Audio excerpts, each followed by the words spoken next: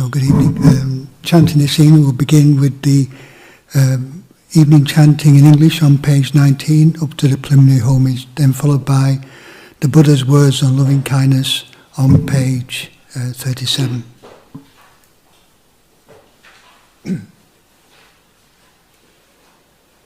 To the Blessed One, the Lord who fully attained perfect enlightenment, to the teaching which he expounded so well, and to the Blessed One's disciples who have practiced well, to these the Buddha, the Dhamma and the Sangha, we render with offerings our rightful homage.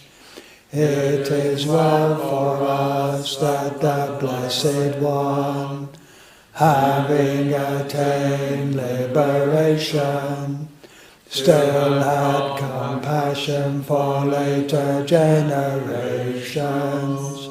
May these simple offerings be accepted for our long-lasting benefit and for the happiness it gives us.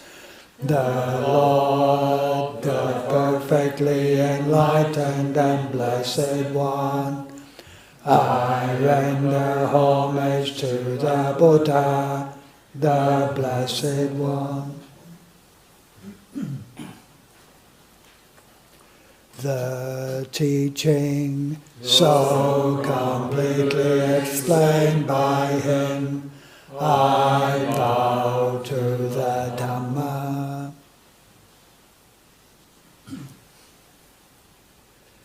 The Blessed One's disciples who have practiced well, I bow to the Sangha.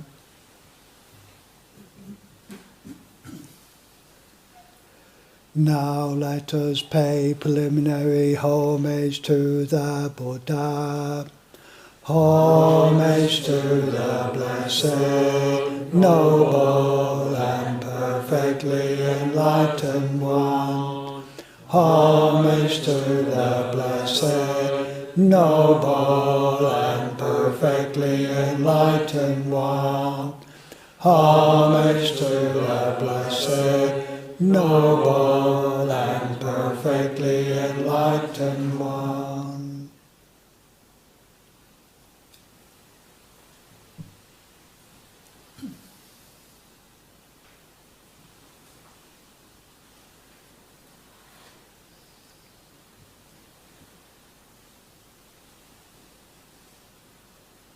So, page 37.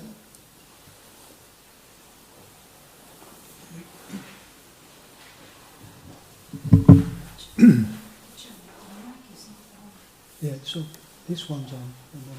We'll switch mics and that.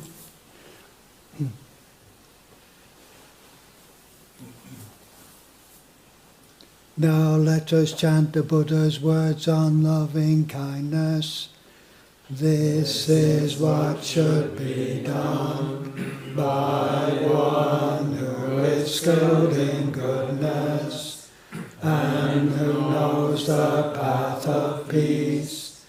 Let them be able and upright, straightforward and gentle in speech, humble and not conceited, contented and easily satisfied, unburdened with duties, and frugal in their ways, peaceful and calm and wise and skillful, not proud and demanding in nature. Let them not do the slightest thing that the wise would later reprove, wishing in gladness and in safety. May all beings be at ease. Whatever living beings there may be, whether they or strong, omitting none, the great or the mighty, medium, short or small, the seen and the unseen, those living near and far away, those born and to be born, may all beings be at ease. Let none deceive another, or despise any being in any state. Let none through anger or ill will wish harm upon another, even as a mother protects with her life her child, her only child. So with a boundless heart should one cherish all living beings, radiating kindness over the entire world, spreading upwards to the skies and downwards to the depths, outwards and unbounded, freed from hatred and ill will, whether standing or walking, seated or lying down, free from drowsiness. One should sustain this recollection. This is said to be the sublime abiding, by not holding to false views, the pure-hearted one, having clarity of vision, being free from all sense desires, is not born again into this world.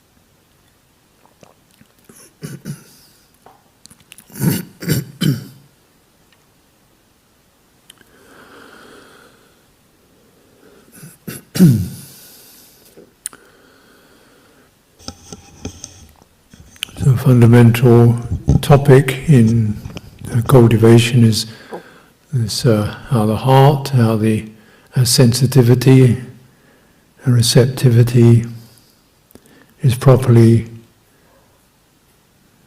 managed, cared for,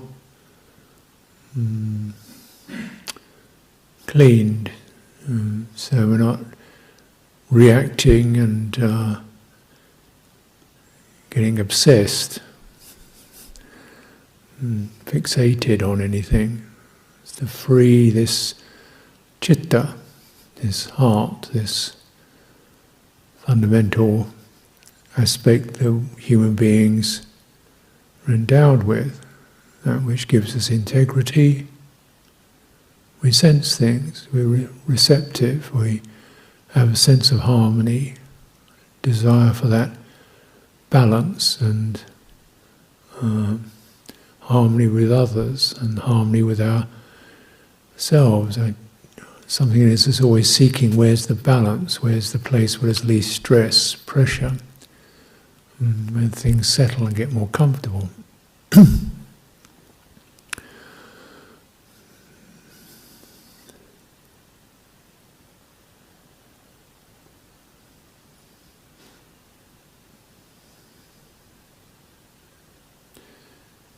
And sensitivity is something exquisite.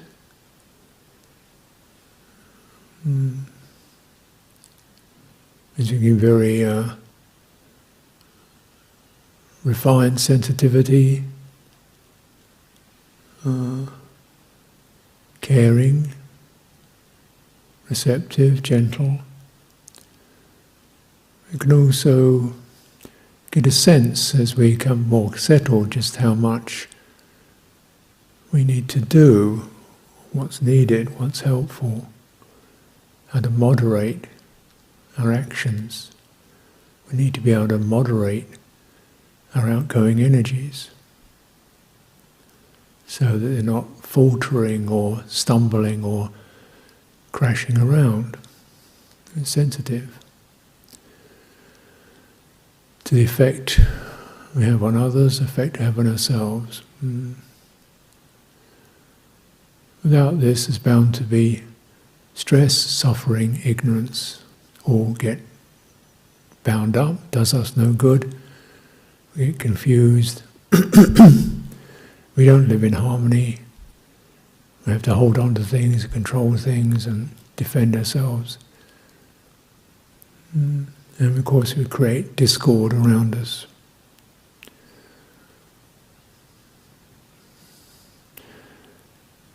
So sensitivity, receptivity, awareness.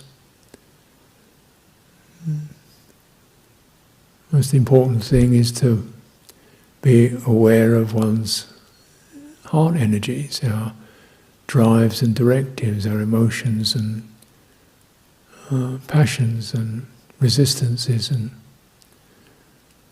things that send us charging off or hold us back. Some of these are very obvious. We get rushes of powerful, urgent pressure to do or to make things happen or to get somewhere. And some of them become more like views. So a viewpoint is an emotional energy that's got kind of stuck into a fixed attitude. We get stubborn, possessive. This is the way I want it. It's not this, it's not that. Or I can't be this, I can't be that. And generate these views, which are signs of certain emotional fear or need becoming kind of frozen up into a fixed attitude. And this is when it gets very difficult because these fixed attitudes become like a skeleton for our self. We get held, we get supported by our attitudes about what we are and what we aren't, where other people are, views about the world, views about life, views about this, that and the other.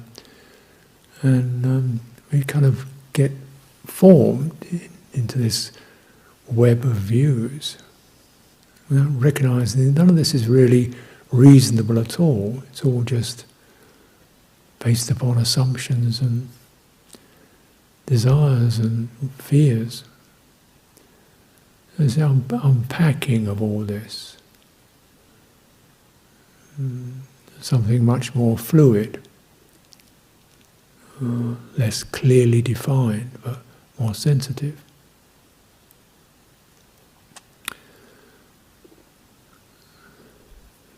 So one of the priorities in cultivation is to, first of all, establish why do we get impacted, why do we get flurried and overwhelmed and pressurized? Because the heart is open to thoughts, and thoughts sweep around the world and say, this is this, this is this, this is that, I'm here, that's that, that's tomorrow, it's yesterday. And give us this whole, they create a world for us, and that comes rushing in. They generally create a world which is configured by what is most disturbing or exciting. We don't bother to think about things that aren't really disturbing or exciting. Things that really bother us or interest us, or we get, those are the things our mind rushes to. And then it puts all this into the heart. So the heart gets impacted by topics that cause worry, fear, craving, doubt, jealousy, competition, so forth. So we just stop doing that. It's not so easy. It gets to be a habit.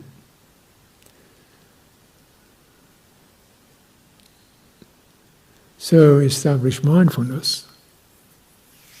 This means that primarily you bring your sense of your body right into the center of your awareness. So you're aware of all these thoughts and sights and sounds, but okay, most important thing, where am I? How do I know where I am? Where am I? Present. Where's the presence? So we say body, it's not just not the visual body, but that felt experience. You place that in the center of your awareness. It acts like a magnet. You just place it there and you keep returning to it, and it gradually, it draws, it restrains everything. The energies that would normally go out into thinking and looking around are then contained in this body, by this body. So it does it by itself. If you're mindful, that is, if you keep placing it there and stabilizing your sense of attention on that. This is mindfulness. So we come into sitting, you can do it standing, walking, even reclining, but this evening we do it sitting, it's quite common. Sitting in a way whereby you can use the body to do this. So it's most settled, most balanced. And this will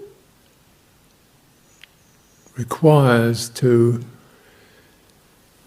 just use enough of your musculature to bring your body into attentiveness, spine, and then try to rest all the weight of your body on the bones,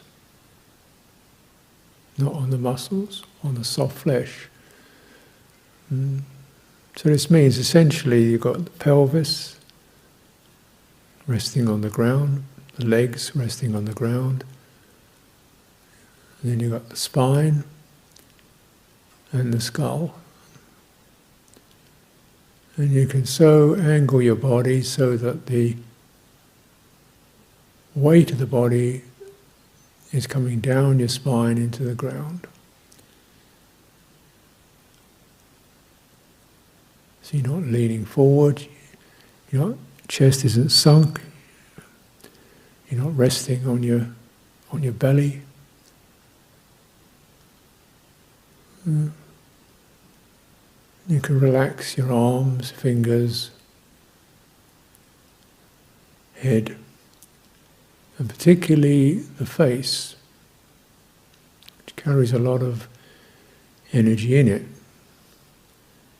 So if you relax the eyes, the forehead, the cheeks, all the face muscles, just this relaxing muscle helps to release tension, and which is when there's too much energy and it's all sort of locked up. You spend some time doing that. So your body does become both firm but also quite loose or relaxed. Then it's a suitable vehicle. If it's not firm, it doesn't have that same gravitational power to it. The firmness of the body is something that almost draws energy towards it.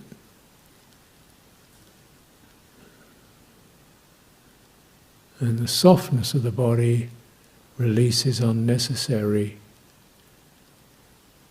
energy, tension, stress.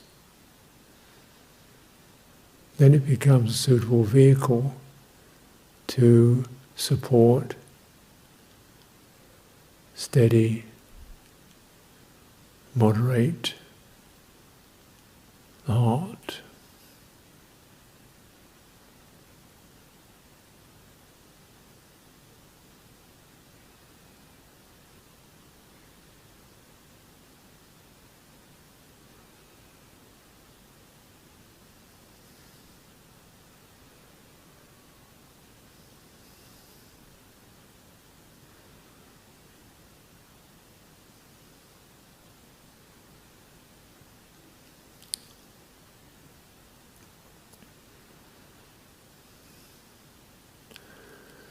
Because for many people, a lot of energy is carried in the head, where the sense organs are, and where we experience ourselves essentially as living in that zone of our body.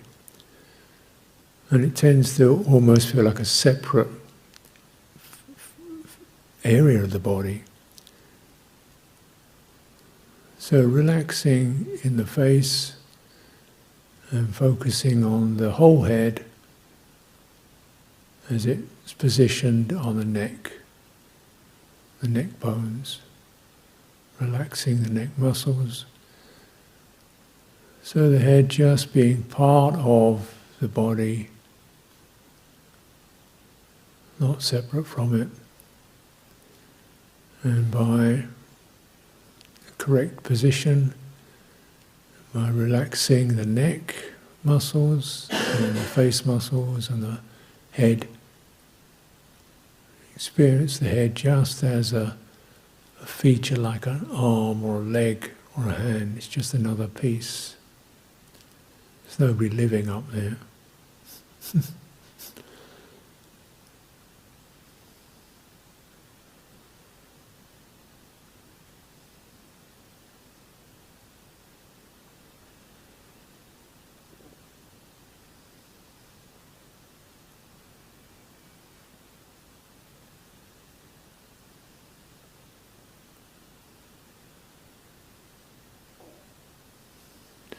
And why it seems so much the time that we are living there, because this is where our attention goes there.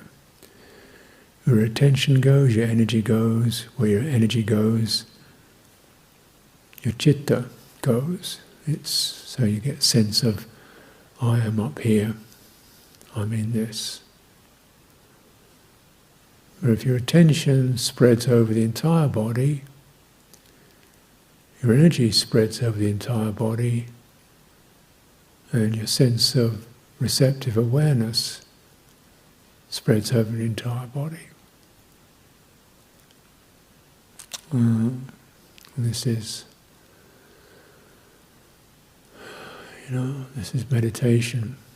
This is proper cultivation.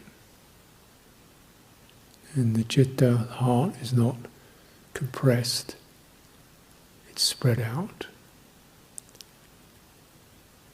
properly extended, and it's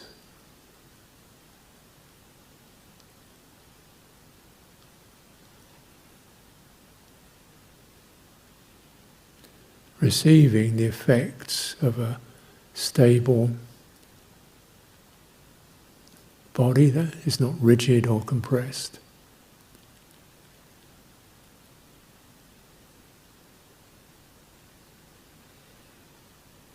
So spend some time spreading your awareness over the body as a whole, not as bits and pieces, but as one unbroken unit. It's quite a wide but careful span. And how does that feel?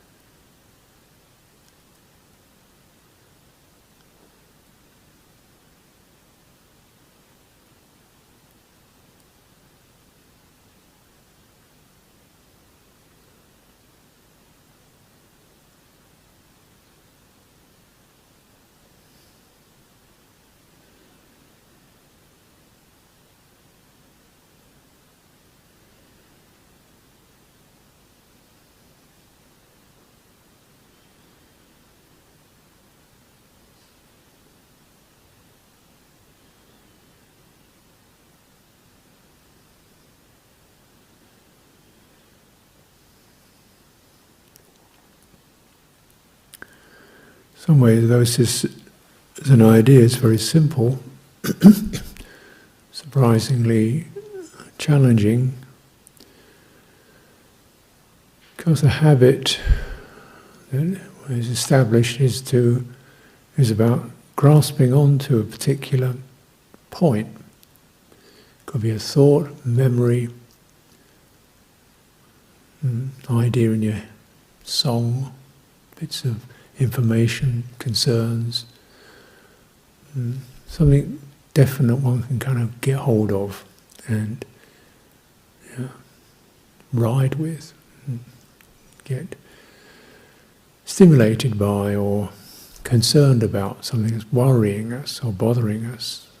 The tendency is to grip or get gripped by these. Or we might, meditate trying to hold on to a particular point or position in the body. But actually, mindfulness is neither of these. Mindfulness is just like creating a loop. The loop is steady. What's within it is changing. Loop of attention over the entire experience of body, but every detail is allowed to change. We're not trying to make it change, it just does. You can experience one moment, you experience warmth, tingling, fluid pressures, breathing, distinct qualities of sensation. It could be a whole range of things could be flowing through that, within that loop. And none of them is something that you have to focus on, allowing it to change. So the mindfulness allows a lot of spaciousness. It's quite dispassionate.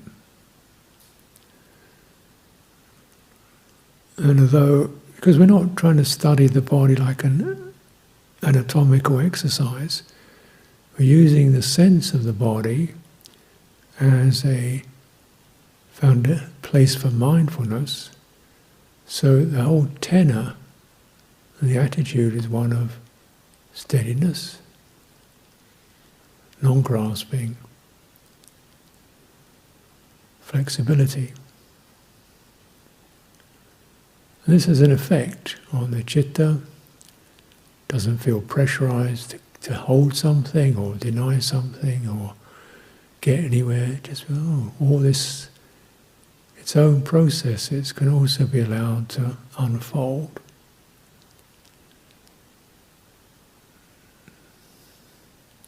But body,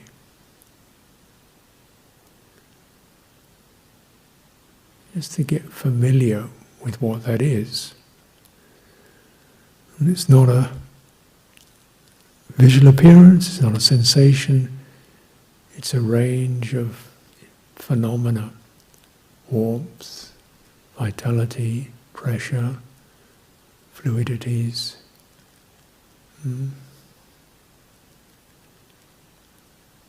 Well, and within all that, there's a steady tide of breathing. Within all that,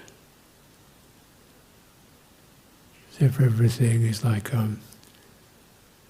breath, like the stream, and various sensations and warmths and pressures are just like qualities flowing along in that stream.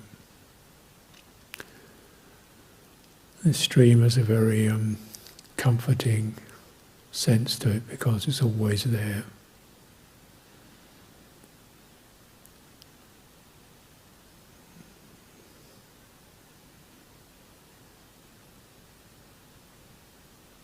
See what you can feel for yourself.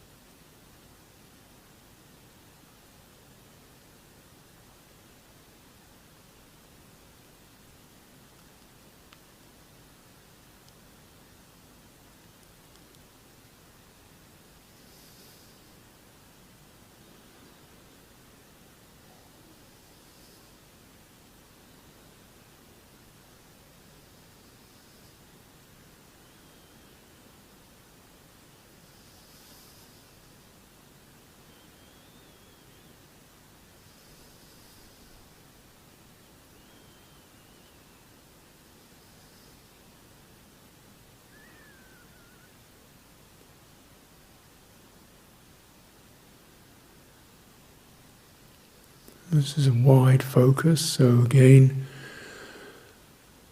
our normal attitudes, we can feel what should I be focusing on, meditating on.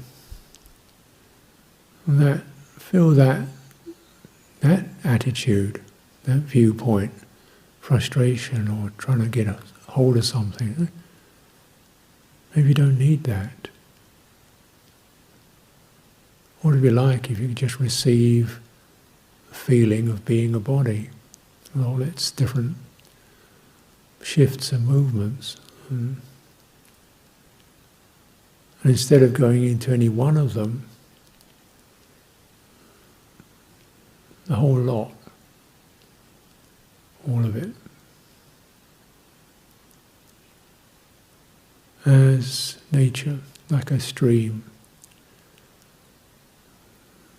whirlpools, bits of rubbish, clear water, it's just flowing along, all of it shifting, changing. A sense of dispassion and coolness.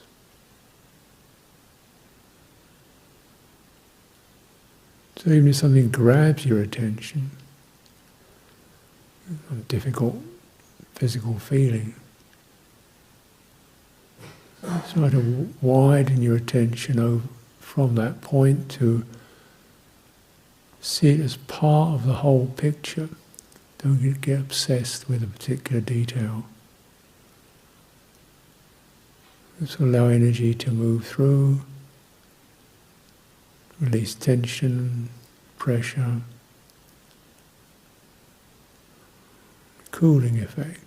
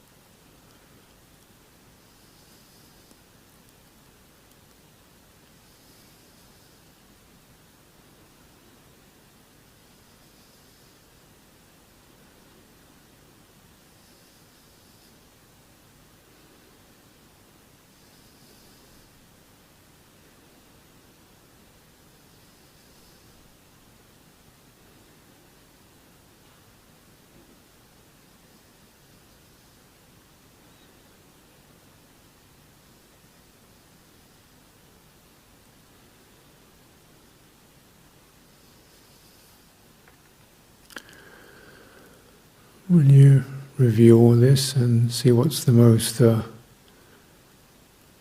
constant phenomenon that flows through the body, it's going to be this tide of breathing.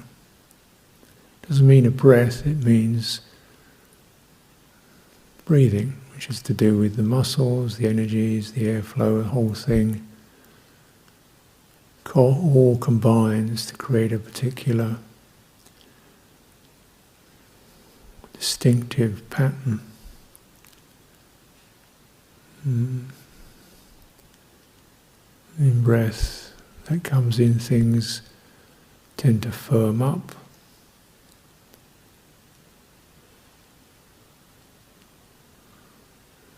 Breathing out, things tend to soften and diffuse.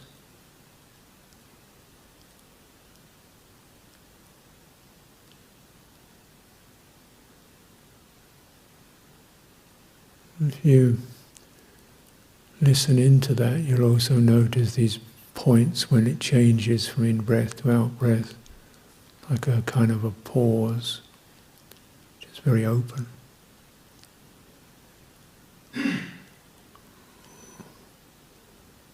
Because your awareness of this is citta.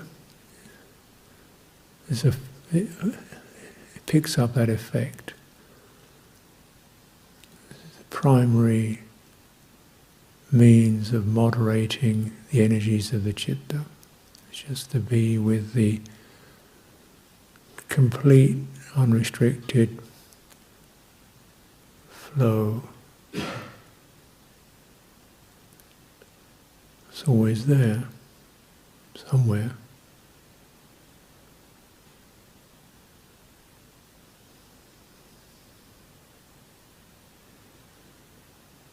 Don't think of it purely as a sensation, but as the experience of something in you, involuntary, that brings you alive.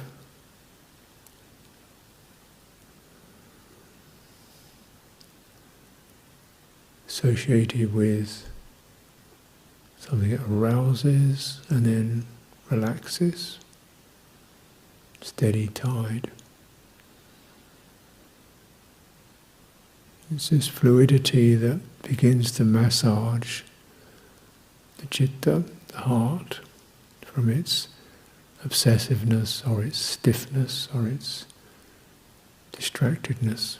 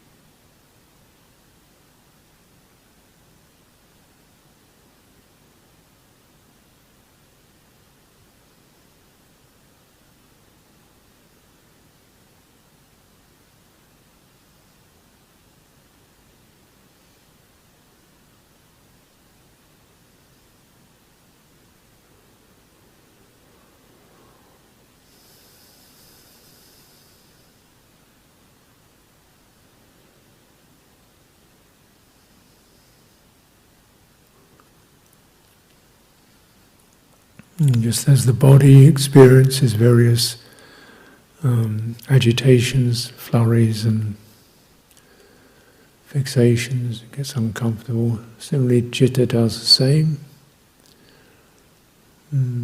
It's flurried, what should I be doing? I can't manage this, how long is this for? It's just, this is the flurried, flustered citta. Be aware, spread your awareness over that experience. Breathing in, take a long breath in, breath out. Just carrying it, the flurry, the fluster. Soothing.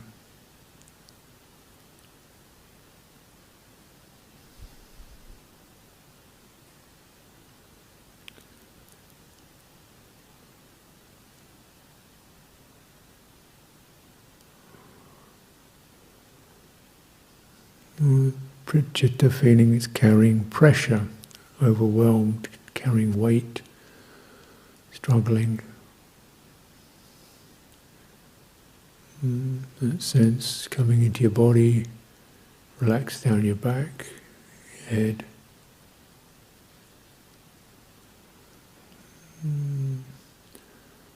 Again, sustaining the full, unhurried process of an out-breath.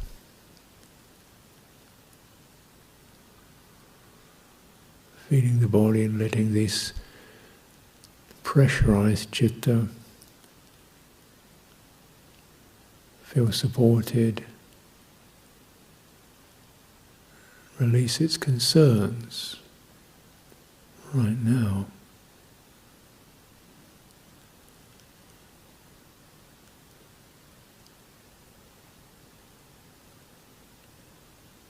Expanding.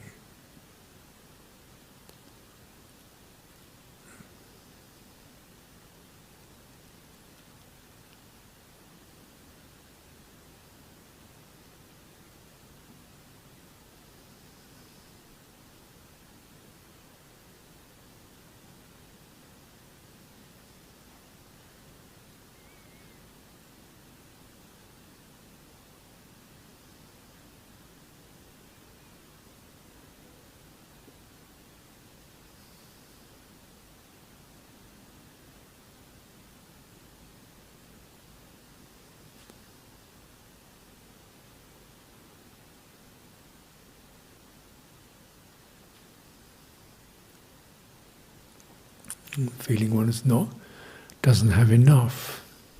One isn't enough, one doesn't have enough.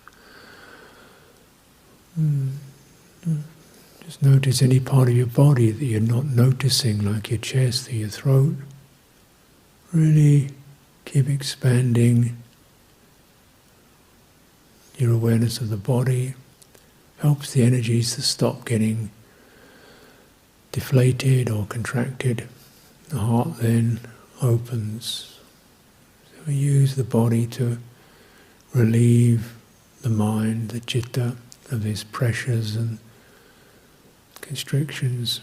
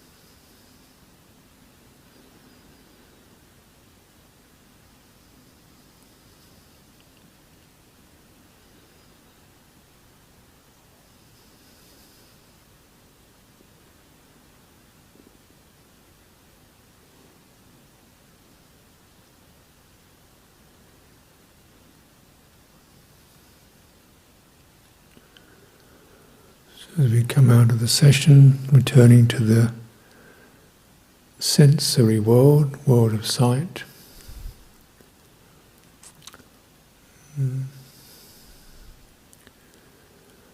thought,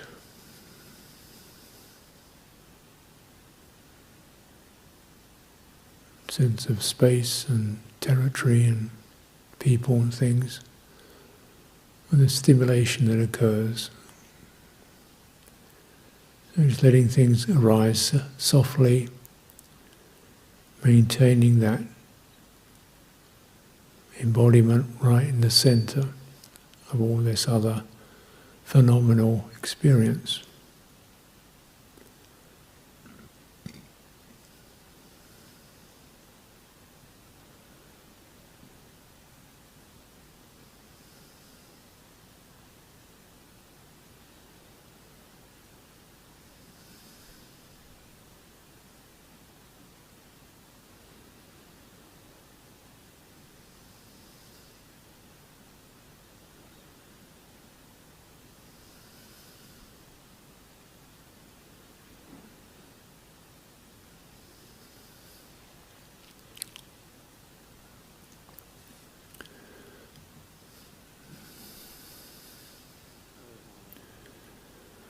The first sense of what to do is, what does your body need? Does it need to move, shift,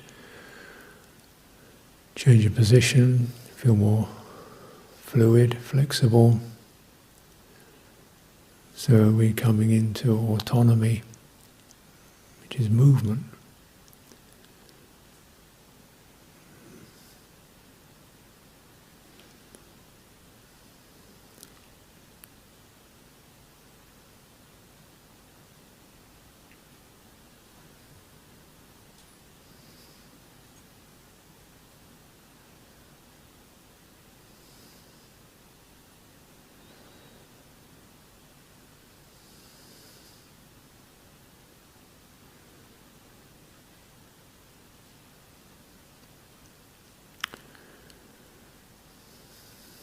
In the autonomy of the heart, what feels like a good direction, a wish, an aspiration, an intention,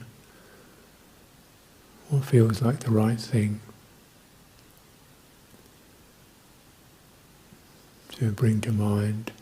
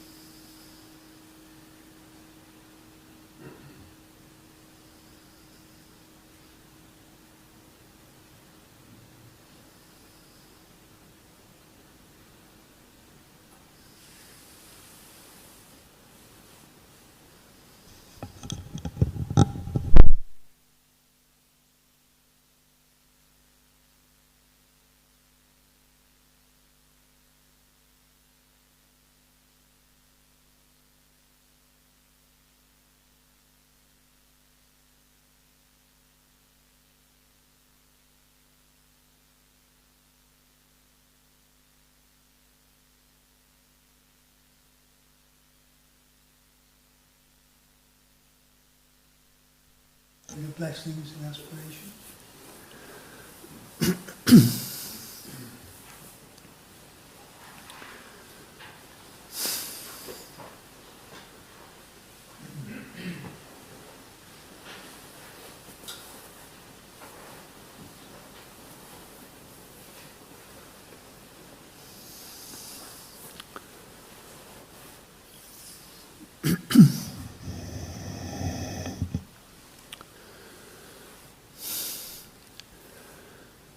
Now